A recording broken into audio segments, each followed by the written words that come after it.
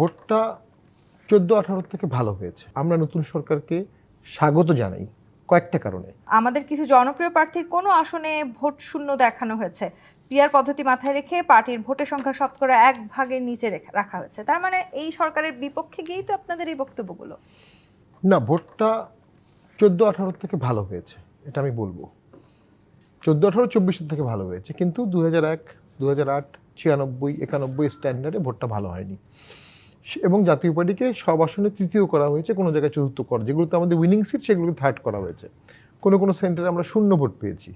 রংপুর সদরে জিএম কাদের 20,000 না 21,000 ভোট পেয়েছে, অবিশ্বাস্য। 91 সালে এরশাদ পেয়েছিলেন 1,06,000 ভোট। তো এরকম তৃতীয় করে দেওয়া হয়েছে যারা 4-5 বারের এমপির আসনগুলো। এটা আমাদের কাছে মনে হচ্ছে অবশ্যই একটা ডিজাইন ছাড়া, একটা প্রশাসনিক ইনভলভমেন্ট ছাড়া, একটা মাস্টার প্ল্যান ছাড়া, সেন্ট্রাল কোনো জায়গা ছাড়া এই বিপর্যয়টা কখনো সম্ভব না। তারপরও আমরা নতুন সরকারকে স্বাগত জানাই কয়েকটা কারণে। প্রথম, বিএনপি একটা চরমভাবে নির্যাতিত দল ছিল, জামাত একটা চরমভাবে নির্যাতিত দল ছিল।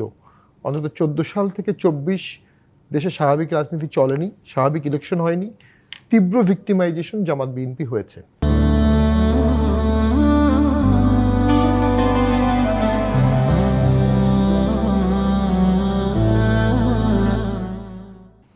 এবং সামনের সরকারে তারা আছে, বিরোধী দলেও তারা আছে।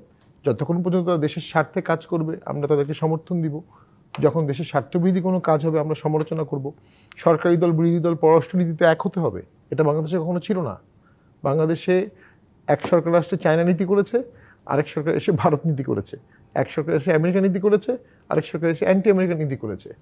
পৃথিবীর কোনো রাইজিং কান্ট্রির ফরেন পলিসি দুটো হয় না, ফরেন পলিসি একটা হবে।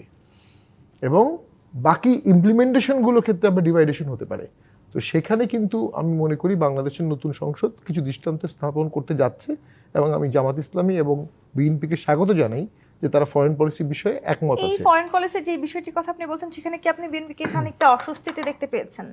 না, এটা অস্বস্তিকর বিষয়। শুধু বিএনপি কেন, সবার জন্যই এটা অস্বস্তিকর বিষয়, যে কোনো দেশের জন্যই এটা অস্বস্তিকর বিষয়। কারণ দুটোই আমাদের বন্ধু রাষ্ট্রের মধ্যে যুদ্ধ হচ্ছে, আমরা কোন পক্ষ নিব?